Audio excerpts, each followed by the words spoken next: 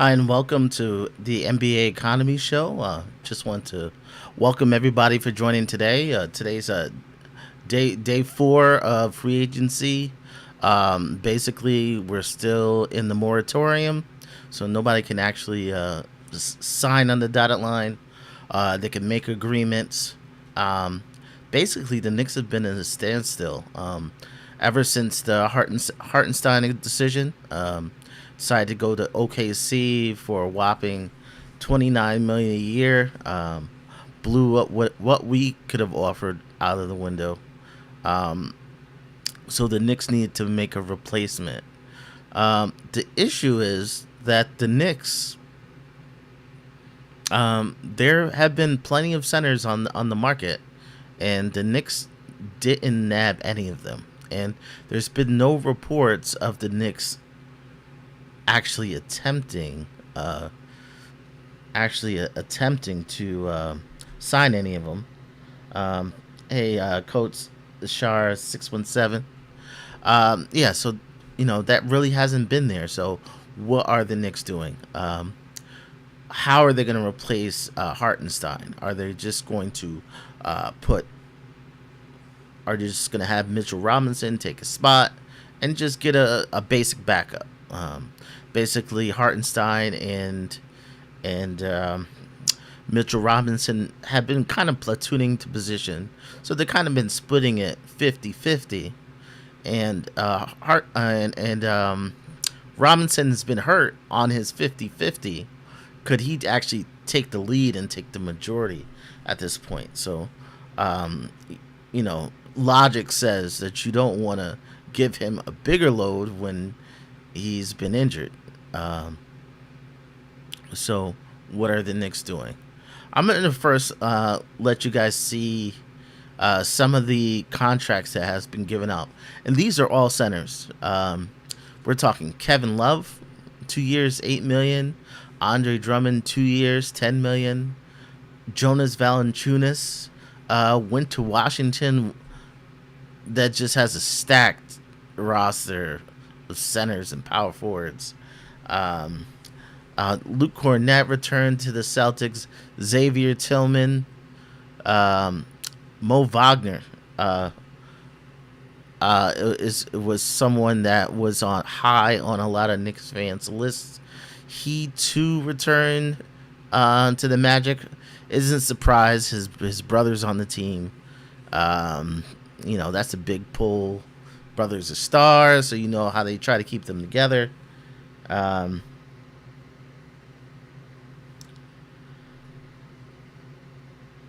yeah, and Drew Eubanks, Utah Jazz, 2 years, 10 million. Mason Plumlee, James Wiseman. So we had a lot of Knicks fans who were James Wiseman fans who, coming from the first pick. He's kind of been. It's kind of odd because when he was in Golden State, it looked like he could kind of play, but he just couldn't play the Golden State style. And once he went to Detroit, that was a little weird, where they tried to just throw a bunch of young guys in there. So a lot of people saw him as kind of like a reclamation project. He's definitely athletic. And then we see Hartenstein. Then Mo Bamba. Even Mo Bamba got a contract from the Clippers. And the other big name a lot of people were talking was Goga Bitadze. 3 years, 8 million. Most of these contracts the Knicks couldn't touch. There's a few in here. We're definitely in the Knicks range, but people are paying for centers again. The old days of you could pick up a center anywhere may be done. Let me just look at some of the comments. Coach Shar 617. I'm hearing Utah low key wants to move Laurie and Kessler because they need to tank. I could see that. I definitely could see that because they have some big names coming this year. It'd be a great year to tank. Also, they don't want to pay them. They are cheap. Utah, 1 year left on Laurie Marketing's contract. 1 year, 2 year left on Walker Kessler's contract. Do they want to pay them? You're talking Laurie Marketing, max contract. Like, don't even question it. Don't even negotiate. Max contract. But when I see Utah, I kind of see they want to run like they're OKC, so they just want to get picks. I kind of call it the puppy mill or the pick mill, because they just getting guys in, um, taking bad contracts. Give me a couple picks, I'll take anything. I'll trade you anybody, but I need some picks. They're indiscriminately in and out with a lot of players. Not a lot of regard for development. They're just hoarding talent, trying to flip it. They're just flipping. They're just constantly flipping. So they need to flip off of marketing, or they'll have to get serious in assembling a team. He's been adamant that he wants a historic haul. So with his historical haul, he's not saying not just marketing is a good player. He's a low cost great player. So I want extra. So he wants like a historic 7 picks. I'm not even joking. It's not hyperbole. He wants 6-7 picks for him. And he's not backing down. Walker Kessler didn't have a great year last year.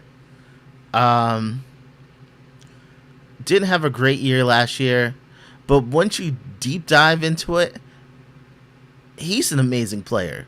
And then to do this in chaos, to 9.2 points, 8-point rebounds in only 23 minutes a game in chaos.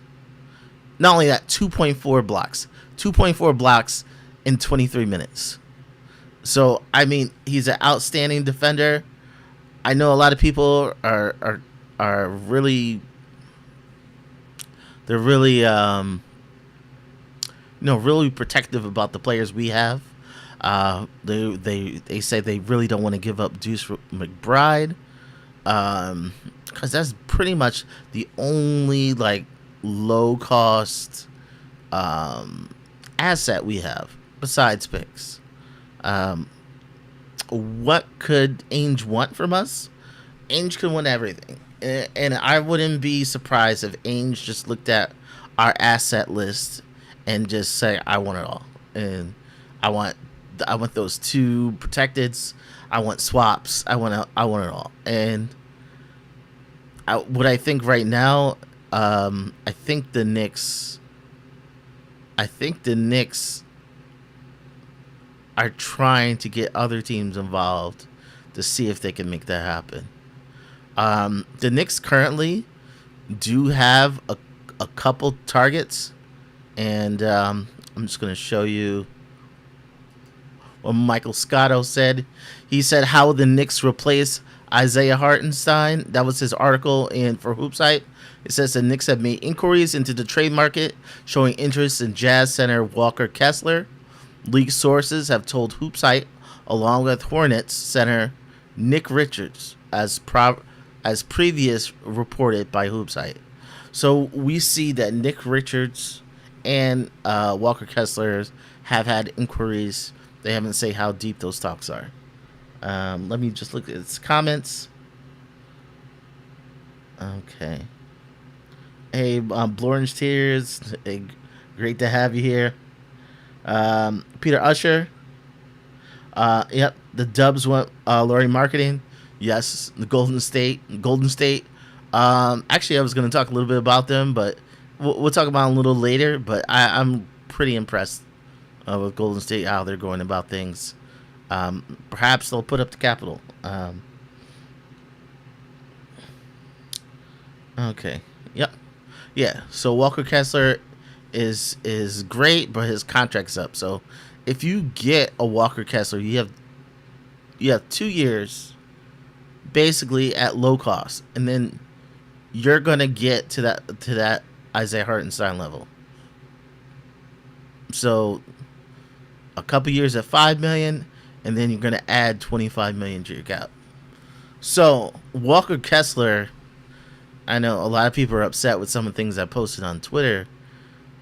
Is Walker Kessler is the type of player you get if you're not keeping Randall. If you're not keeping Randall and you're not going to give Randall his extension, 2 years from now you can think about giving an extra $25 million to Walker Kessler. And then so I put out some kind of like an idea of how could trade will look like, and I got flamed. and I knew I was going to get it. Okay, yep. Yeah, so as Coach Char 617 says, we do have some assets. Not all assets are picks. So we do have Rokas. Rokas is an asset. He could be traded. He doesn't really add to the cap, but it's an asset you can add to the trade. And I'm pretty sure for the Knicks assets to make sense to Utah, it would have to go through other teams. So Rokas goes somewhere, more picks goes to Utah. I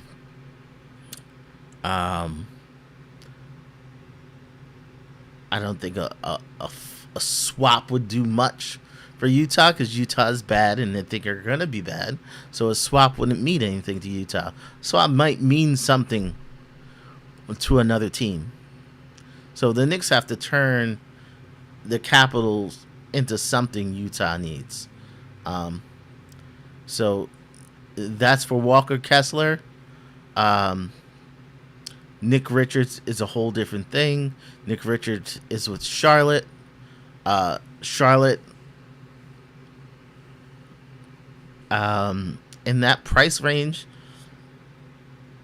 we're going to have to see if we can put him into an exception. The only way you're going to put him in an exception if we stay at that first tier. So we're looking at, for Nick Richards, an exception and then some asset going to Charlotte. Yeah, the free agent market, it doesn't look like the Knicks are diving there because I don't see urgency. I don't see any big names left in the center market. So the Knicks are looking on rosters and looking to take someone off another roster and put it on ours. I don't think they're gonna trust for Mitchell Robinson to just be healthy and prey on it. I don't think so. I think they do definitely have to move. Yeah. So look for Deuce, and for those who say Deuce McBride is better than Walker Kessler, no. Not now. Deuce has potential, and we just peeled back the first layer. But the problem with Deuce McBride is right now, the way we constructed the roster, we have Mikal Bridges and we have Dante at the shooting guard position. Unless Deuce was a formidable point guard, we really couldn't use him, and we can only use him like 12 minutes a game. So Deuce, his situation means that it's a great time to trade him because we already have his position covered. And I know that he's a good player. He may even become a great player, a great two-way player. But he's kind of limited in how we can use him this year. Let me look at some of these comments. Let me see. So the first thing they really need to do is complete this trade with the Nets, and they haven't said if they want to make it go as is or they want to add salary. But if they do add salary, potential partners definitely would be Detroit is a definitely good trade partner. They're not even at the salary floor yet. So not only do you have like sometimes with a max salary, you have a minimum salary that you can spend, and they're about 15 million under that, and they haven't been too shy with their money. They probably gave the most shocking contract this free agency, and they gave Tobias Harris 26 million a year. I don't think any other team would have done that, but they're putting that money to use. They really, as a team, they weren't going to get a big free agent there. They weren't going to get a big free agent over there. Yeah, if that's it. That's it for Hartenstein's replacement. A couple other things is Bronny James got his 4 years, $7.9 million contract. So he didn't receive a typical contract of a second rounder. This contract's more like a veteran minimum. That's what you get for being LeBron James' son. A lot of people have been up in arms talking about him being like favored by the Lakers. I really haven't had any trouble with that. The Knicks have done things. When we had J.R. Smith, Chris Smith played. This is something that goes on all the time. You get friends of players. Always. This is nothing new. The only issue I had with Bronny James is that Bronny James says he was going to abide by the process. So he said, "Oh, I just want to be drafted," and he worked out for a couple teams. He worked out for Phoenix and the Lakers. And there's nothing wrong with that. Some players are like, "I don't like this team. I don't want to work out." That's normal. But the problem I had is he said, and his agent said, "I'll go anywhere." And then when you get to draft day, they're threatening people, "Don't draft me." And it's like, okay, why did you just say I want to go to the Lakers instead of acting like you're a model citizen and you just want to be like everyone else? And then when it comes down to it, you want the favoritism. That's my only issue with it. You can't just talk out of two sides of your mouth. But we knew he was going to be drafted. We know the Lakers were going to try. I don't really have an issue with that.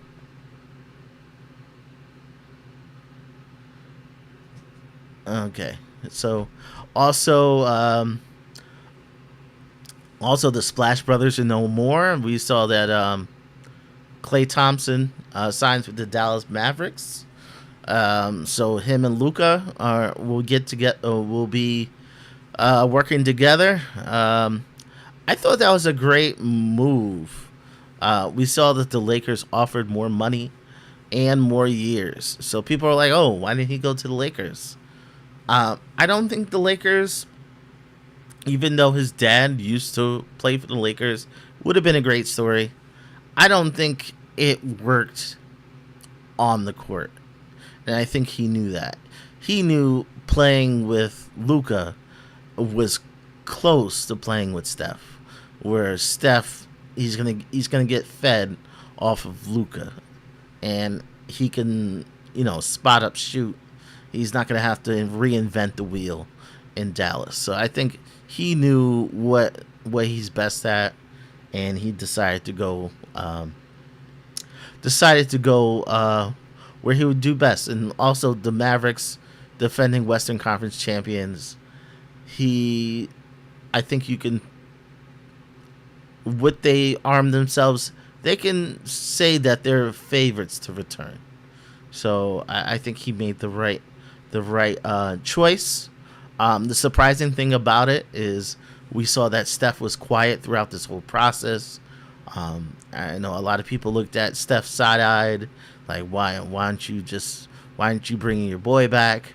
But found out yesterday, Clay didn't want Steph's help. Um, Clay Clay told Steph not to speak up for him, and he wanted the organization to want him himself without Steph's influence. So he didn't want Steph to help out. He told Steph to be hands off. As far as Golden State, I am impressed with their retooling. It's a lot different than uh, these last ditch teams. What they try to do is they load up on stars, and a lot of time they load up on old stars, and they just try to super team it. And we see that the Golden State's not trying to super team it. They got a lot of like glue guys. They got a lot of solid players. They're not giving up their good youth. They're not giving up um, the future to make Steph's wish happen. And so I think that's just it's great by Golden State. They're doing it the smart way. They're not overpaying for stars. They didn't bend for Paul George. So I'm really, really impressed with that. Um, Another team, Orlando. So Orlando, they came in with a lot of cap space this summer, and they brought a lot of their guys back, and a lot of them team friendly. But you would have thought with Paulo Banchero, there would have been another star on the horizon, like add one star and then bring people back, like get that other star as the next piece. But they didn't. They just try to bring the most people back. But they are flexible, so they can pivot easy. If there's someone they like, they can make it happen. Um, but all that cap space didn't do them much good. Um, Also, one other story was our friend Draymond Green when he talked about the Mikal Bridges edition. Let's see what he said. It said on his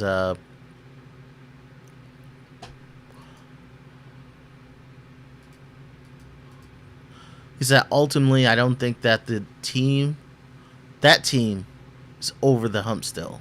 When he talked about the addition of Mikal Bridges. And I can accept that. Not everybody's going to be the Knicks friend. Not everybody's going to believe in you. But Draymond always takes things a little too far. And Draymond basically said Leon Rose is basically like kind of faking it. Like he couldn't make it happen. So he just got Mikal Bridges, and basically the Knicks are fake contenders, and they'll just, they're gonna make it look good, but they're not gonna get anywhere. They're not gonna go to the finals. They're not gonna really contend. And I think this is just Draymond being Draymond.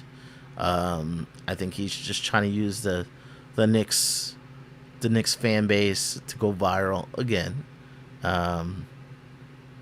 He's never going to admit someone else is better than him. So those were just a few things. I know for our off season, I just want to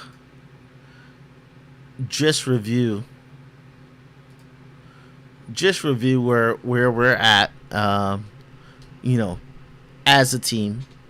So we're still in the fourth day. We're still not sure for a hard cap at the first or second apron. Tom Thibodeau his contract is still up in the air, so he still has 1 year left. But usually the extension comes. It hasn't happened. So far, we still have all four of our draft picks. Nobody's been traded in any of our trades. When it comes to trades, that Brooklyn New York trade is still in flux. Um, so right now, Hartenstein is out. Precious possibly could be using that trade. Alec Burks can possibly be using that trade. Even some of the rookies, if need be. Um, but that's where we're at. We haven't gotten. We know with Pacome Dadier that he wanted to play here. Uh, he seems adamant about that. We haven't heard from Ariel Huckporty. So we don't know if he is coming back or he's coming to the Knicks. So we'll also, I haven't really heard anything about summer league additions. So we should start hearing about a lot of those things soon. So that's all I have for today. If you have any questions, just throw it in the chat.